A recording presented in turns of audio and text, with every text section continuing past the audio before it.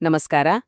ವಯಸ್ಸಾದಂತೆ ನಮಗೆ ನಿಜವಾದ ನೆಮ್ಮದಿ ಮತ್ತು ಭಾವನಾತ್ಮಕ ಸ್ವಾತಂತ್ರ್ಯ ಹೇಗೆ ಸಿಗತ್ತೆ ಅನ್ನೋದ್ರ ಬಗ್ಗೆ ಇವತ್ತಿನ ಈ ಆಳವಾದ ವಿಶ್ಲೇಷಣೆಗೆ ನಿಮ್ಗೆಲ್ಲರಿಗೂ ಸ್ವಾಗತ. ಜೀವನದ ಸಂಧ್ಯಾಕಾಲದಲ್ಲಿ ಅಂದ್ರೆ ವೃದ್ಧಾಪ್ಯದಲ್ಲಿ ಶಾಂತಿಯನ್ನ ಹೇಗೆ ಕಾಪಾಡ್ಕೊಳ್ಬೋದು ಅನ್ನೋದ್ರ ಬಗ್ಗೆ ಮೂಲ ಮಾಹಿತಿಯು ಕೆಲವು ಅದ್ಭುತವಾದ ವಿಚಾರಗಳನ್ನ ನಮ್ಮುಂದೆ ಇಟ್ಟಿದ್ದೇವೆ. ಬನ್ನಿ, ಈ ವಿವರಣೆಯಲ್ಲಿ ಆ ವಿಚಾರಗಳೇನು ಅನ್ನೋದನ್ನ ಒಂದೊಂದಾಗಿ ನೋಡೋಣ. ನಮ್ಮ ಜೀವನದ ಗದ್ದಲ, ಓಡಾಟಗಳೆಲ್ಲ ಅಂತಿಮವಾಗಿ ಕಡಿಮೆಯಾದಾಗ ಮನುಷ್ಯನಿಗೆ ನಿಜವಾದ ಶಾಂತಿಯನ್ನು ಕೊಡುವ ಆ 5 ಮುಖ್ಯ ಅಂಶಗಳನ್ನ ನಾವಿಂದು ಕವರ್ ಮಾಡ್ಲಿದ್ದೇವಿ. ವೃದ್ಧಾಪ್ಯದ ನಿಶ್ಶಬ್ದ ವಾಸ್ತವ, ನೈಜ ಆಂತರಿಕ ನೆಮ್ಮದಿಯನ್ನ ಬೆಳೆಸಿಕೊಳ್ಳುವುದು, ಆಳವಾದ ಸ್ವೀಕಾರದ ಶಕ್ತಿ, ಒಂದು ಉದ್ದೇಶವನ್ನ ಕಾಯ್ದುಕೊಳ್ಳುವುದು ಮತ್ತು ಕೊನೆಯದಾಗಿ ಉನ್ನತ ಶಕ್ತಿಯ ಮೇಲೆ ನಂಬಿಕೆಯಿಡುವುದು. ಮೊದಲನೇ ವಿಭಾಗಕ್ಕೆ ಬರೋಣ.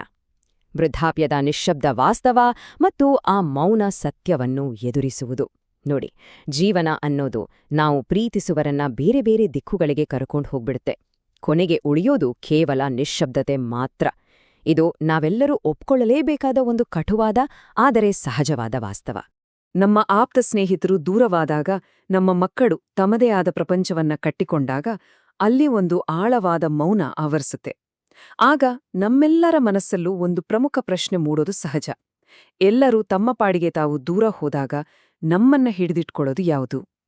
ಈ ಒಂದು ಪ್ರಶ್ನೆ ಪ್ರತಿಯೊಬ್ಬ ವ್ಯಕ್ತಿಯು ವಯಸ್ಸಾದಾಗ ಎದುರಿಸಲೇಬೇಕಾದ ಅತಿ ದೊಡ್ಡ ಪ್ರಶ್ನೆ. ಇದಕ್ಕೆ ಉತ್ತರವಾಗಿ ಮೂಲ ಮಾಹಿತಿಯಲ್ಲಿ ಒಂದು ಸುಂದರವಾದ ನೈಜ ಕಥೆಯನ್ನ ನೀಡಲಾಗಿದೆ. ಬೃಂದಾವನದ ರೈಲು ನಿಲ್ದಾಣದಲ್ಲಿ ಹಕ್ಕಿಗಳಿಗೆ ಕಾಳು ಹಾಕ್ತಾ ಕೂತಿದ್ದ ಒಬ್ಬರು ವೃದ್ಧರನ್ನ ಇಲ್ಲಿ ಗಮನಿಸಿ. ಅವರ ಮಕ್ಕಳು ತಮ್ಮದೇ ಆದ ಬ್ಯುಸಿ ಜೀವನದಲ್ಲಿ ಮುಳುಗಿದ್ರೂ ಕೂಡ ಈ ವೃದ್ಧರು ಮಾತ್ರ ತಮ್ಮ ಒಂಟಿತನದಲ್ಲಿ ಯಾವುದೇ ದುಃಖ ಪಡದೆ ಅಪಾರವಾದ ಶಾಂತಿಯನ್ನ ಕಂಡುಕೊಂಡಿದ್ರು. ಆ ವೃದ್ಧರು ಹೇಳಿದ ಮಾತು ನಿಜಕ್ಕೂ ಮನಸ್ಸಿಗೆ ನಾಟುವಂತಿದೆ. ನಿಮ್ಮನ್ನು ಯಾರಾದರೂ ಪೂರ್ಣಗೊಳಿಸ್ತಾರೆ ಅಂತ ನಿರೀಕ್ಷಿಸಿದಾಗ ಒಂಟಿತನ ಕಾಡುತ್ತೆ. ಅದೇ ನೀವೇ ಪೂರ್ಣವಾಗಿದ್ದೀರಿ ಅಂತ ತಿಳಿದಾಗ ಶಾಂತಿ ಸಿಗುತ್ತೆ. ನೆಮ್ಮದಿ ಅನ್ನೋದು ನಮ್ಮ ಒಳಗಡೆ ಇರೋ ಒಂದು ಸ್ಥಿತಿಯೇ ಹೊರತು ಹೊರಗಿನವರ ಮೇಲಿನ ಅವಲಂಬನೆ ಅಲ್ಲ ಅನ್ನೋದನ್ನ ಇದು ಸ್ಪಷ್ಟವಾಗಿ ಹೇಳುತ್ತೆ. ಈಗ ಎರಡನೇ ವಿಭಾಗ, ನೈಜ ಆಂತರಿಕ ನೆಮ್ಮದಿಯನ್ನು ಬೆಳೆಸುವುದು. ಅಂದ್ರೆ ನಮ್ಮ ಸ್ವಂತ ಆಲೋಚನೆಗಳೊಂದಿಗೆ ನಾವೇ ಸ್ನೇಹ ಬೆಳೆಸುವುದು.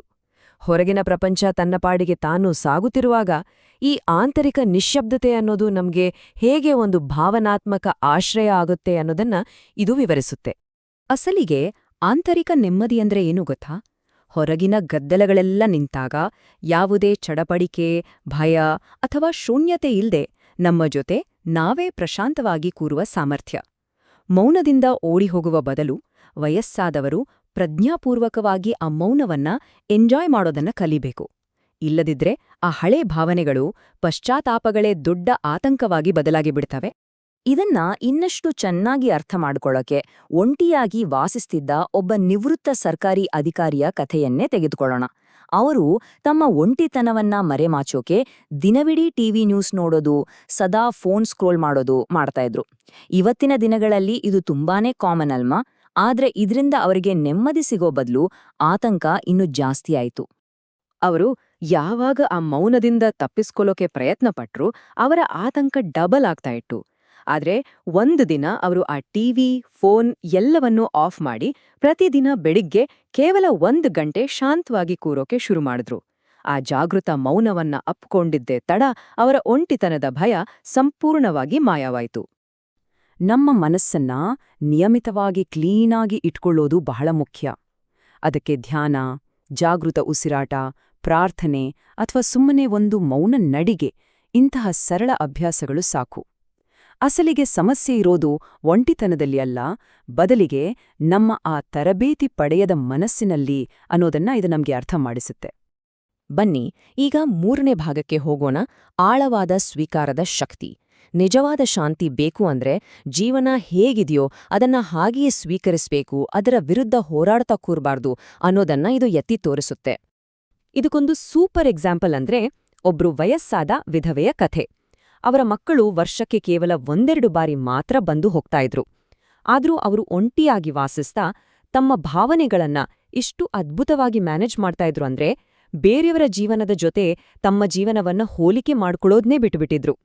ನಾವು ವಾಸ್ತವವನ್ನ ವಿರೋಧಿಸಿದ್ರೆ ಏನಾಗುತ್ತೆ ಯೋಚಿಸಿ. ನಮ್ಮ ಶಕ್ತಿಯೆಲ್ಲ ಕೇವಲ ಕೋಪ, ಬೇಸರ, ದೂರುಗಳಲ್ಲೇ ವ್ಯರ್ಥ ಆಗುತ್ತೆ. ಜೊತೆಗೆ ನೋವು ಡಬಲ್ ಆಗುತ್ತೆ. ಆದರೆ ಆ ವಾಸ್ತವವನ್ನ ಸ್ವೀಕರಿಸ್ಬಿಟ್ರೆ ಆ ಶಕ್ತಿಯೆಲ್ಲ ಉಳಿದು ನಮ್ಮ ಜೀವನದಲ್ಲಿ ಕೃತಜ್ಞತೆ ಮತ್ತು ಭಾವನಾತ್ಮಕ ಶಾಂತಿ ನೆಲೆಸುತ್ತೆ. ವಾಸ್ತವವನ್ನ ಒಪ್ಪುಕೊಂಡಾಗ ಎಂಥ ಕಷ್ಟಗಳು ಕೂಡ ಸಣ್ಣದಾಗಿ ಕಾಣುತ್ತವೆ. ಆ ಮಹಿಳೆ ಹೇಳಿದ ಈ ಮಾತು ಕೇಳಿ ನಾನು ಬದಲಾಯಿಸಲಾಗದ ವಿಷಯಗಳ ವಿರುದ್ಧ ಹೋರಾಡುವುದನ್ನೇ ನಿಲ್ಲಿಸ್ಬಿಟ್ಟೆ. ಎಷ್ಟೊಂದು ಪವರ್ಫುಲ್ ಮಾತು ಅಲ್ವಾ? ನಮ್ಮ ಪರಿಸ್ಥಿತಿಗಳು ಬದಲಾಗದೇ ಇರಬಹುದು, ಆದ್ರೆ ಆ ವಾಸ್ತವವನ್ನ ನಾವು ಒಪ್ಪುಕೊಂಡಾಗ ನಮ್ಮ ಜೀವನದ ಅನುಭವವೇ ಸಂಪೂರ್ಣವಾಗಿ ಬದಲಾಗಿಬಿಡುತ್ತೆ ಅನ್ನೋದಕ್ಕೆ ಇದೊಂದು ಅದ್ಭುತ ನಿದರ್ಶನ. ವಿಭಾಗ 4 ಉದ್ದೇಶದ ಪ್ರಜ್ಞೆಯನ್ನು ಕಾಯ್ದುಕೊಳ್ಳುವುದು. ಅಂದ್ರೆ ಆರ್ಥಿಕ ಉತ್ಪಾದಕತೆಯನ್ನ ಮೀರಿ ನಮ್ಮ ಪ್ರಸ್ತುತತೆಯನ್ನ ಕಂಡುಕೊಳ್ಳುವುದು. ಉದ್ದೇಶ ಅನ್ನೋದು ನಮ್ಮ ವಯಸ್ಸು ಅಥವಾ ನಾವು ಎಷ್ಟು ಸಂಪಾದನೆ ಮಾಡ್ತೀವಿ ಅನ್ನೋದ್ರ ಮೇಲೆ ನಿಂತಿಲ್ಲ, ಬದಲಿಗೆ ನಾವು ಎಷ್ಟು ಪ್ರಸ್ತುತವಾಗಿದ್ದೀವಿ ಅನ್ನೋದ್ರ ಮೇಲೆ ನಿಂತಿದೆ. ವಯಸ್ಸಾದಾಗ ಕಾಡುವ ನಾನು ಯಾರಿಗೂ ಬೇಡವಾದೆ ಅನ್ನೋ ಆ ಅಗೋಚರ ಭಾವನೆಯನ್ನ ಒಂದು ಉದ್ದೇಶ ಹೇಗೆ ಹೊಡೆದೋಡಿಸುತ್ತೆ ನೋಡಿ. ಒಬ್ಬ ವೃದ್ಧರಿದ್ರು, ಅವರ ಆರೋಗ್ಯ ಅಷ್ಟೇನೂ ಸರಿಯಿರ್ಲಿಲ್ಲ. ಆದ್ರೂ ಅವರು ಪ್ರತಿದಿನ ಸಂಜೆ ಸ್ಥಳೀಯ ಲೈಬ್ರರಿಗೆ ಹೋಗಿ ಅಲ್ಲಿ ಬರೋ ಮಕ್ಕಳಿಗೆ ಓದೋಕೆ ಮತ್ತು ಹೋಮ್ವರ್ಕ್ ಮಾಡೋಕೆ ಸಹಾಯ ಮಾಡ್ತಾ ಇದ್ರು. ಅವರ ಡೆಡಿಕೇಶನ್ ಎಂಥದ್ದು ಅನ್ನೋದು ಅವರ ಈ ಮಾತಿನಲ್ಲೇ ಗೊತ್ತಾಗತ್ತೆ. ನನಗಾಗಿ ಯಾರಾದರೂ ಕಾಯ್ತಾ ಇದ್ದಾರೆ ಅನ್ನೋವರೆಗೂ ನಾನು ಜೀವಂತವಾಗಿದ್ದೀನಿ ಅಂತ ನನಗನ್ಸತ್ತೆ. ಯಾರಿಗೋ ಒಬ್ಬರಿಗೆ ನನ್ನ ಅಗತ್ಯವಿದೆ ಅನ್ನೋ ಆ ಭಾವನೆಯೇ ಮನುಷ್ಯನ ಉತ್ಸಾಹವನ್ನ ಜೀವಂತವಾಗಿಡುತ್ತಲ್ವಾ? ಈ ಉದ್ದೇಶ ಅಂತ ತಕ್ಷಣ ಅದೇನೋ ದೊಡ್ಡ ಸಾಧನೆ ಮಾಡ್ಬೇಕು, ದೊಡ್ಡ ಸ್ಟೇಜ್ ಮೇಲೆ ನಿಲ್ಬೇಕು ಅಂತೇನಿಲ್ಲ. ನಮ್ಮ ದಿನದಿಂದ ನಿಕಚಿ ಚಿಕ್ಕ ಚಿಕ್ಕ ಕೆಲಸಗಳೇ ಸಾಕು. ಗಿಡಗಳಿಗೆ ನೀರು ಹಾಕಿ ಆರೈಕೆ ಮಾಡೋದು, ಕಿರಿಯರಿಗೆ ಬುದ್ಧಿವಾದ ಹೇಳೋದು, ನೆರೆಹೊರೆಯವರಿಗೆ ಸಹಾಯ ಮಾಡೋದು, ಅಥವಾ ಸುಮ್ನೆ ಇನ್ನೊಬ್ರ ಮಾತನ್ನ ತಾಳ್ಮೆಯಿಂದ ಕೇಳೋದು, ಇವೆಲ್ಲವೂ ನಮ್ಮ ಜೀವನಕ್ಕೆ ಒಂದು ಸುಂದರ ಉದ್ದೇಶವನ್ನ ಕೊಡ್ತವೆ.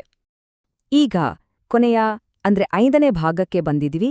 ಉನ್ನತ ಶಕ್ತಿಯ ಮೇಲೆ ನಂಬಿಕೆ ಇಡೋದು. ಪ್ರಪಂಚದ ಎಲ್ಲಾ ತಾತ್ಕಾಲಿಕ ವಸ್ತುಗಳು, ಸಂಬಂಧಗಳು ಮರೆಯಾಗ್ತಾ ಬಂದಾಗ ಒಂದು ಉನ್ನತ ಶಕ್ತಿಯ ಜೊತೆ ಆ ಭಗವಂತನ ಜೊತೆ ಸಂಪರ್ಕ ಬೆಳೆಸ್ಕೊಳ್ಳೋದು ನಮ್ಗೆ ನಿಜವಾದ ಶಾಂತಿಯನ್ನ ಕೊಡುತ್ತೆ. ಇಲ್ಲಿ ಸಂಪರ್ಕ ಬರೀ ಕಟ್ಟುನಿಟ್ಟಾದ ಪೂಜೆ ಪುನಸ್ಕಾರಗಳ ಬಗ್ಗೆ ಮಾತಾಡ್ತಾ ಇಲ್ಲ. ಬದಲಿಗೆ ಒಳಗಿನಿಂದ ಬರುವ ಆ ಶರಣಾಗತಿ ಮತ್ತು ನಿರಾಳತೆಯ ಬಗ್ಗೆ. ಆರೋಗ್ಯ ಕೈಕೊಡ್ತಾ ಇದ್ರೂ, ಕೈಯಲ್ಲಿ ಹೆಚ್ಚು ಕಾಸು ಇಲ್ಲದಿದ್ರೂ ಒಬ್ರು ವಯಸ್ಸಾದ ಮಹಿಳೆ ಎಷ್ಟು ಶಾಂತವಾದ ಆತ್ಮವಿಶ್ವಾಸದಿಂದ ಇದ್ರು ಅನ್ನೋದನ್ನ ಇಲ್ಲಿ ನಾವು ನೋಡಬಹುದು. ಆ ಮಹಿಳೆ ಹೇಳಿದ ಒಂದು ಮಾತು ಎಲ್ಲರ ಕಣ್ತೆರೆಸುವಂತದೆ. ನಾನು ಏಕೆ ಹೀಗಾಯ್ತು ಅಂತ ಕೇಳೋದನ್ನ ಬಿಟ್ಬಿಟ್ಟೆ, ಅದ್ರ ಬದಲು ಆ ಭಗವಂತನ ಮೇಲೆ ಸಂಪೂರ್ಣವಾಗಿ ನಂಬಿಕೆ ಇಡೋಕ್ ಶುರು ಮಾಡಿದೆ.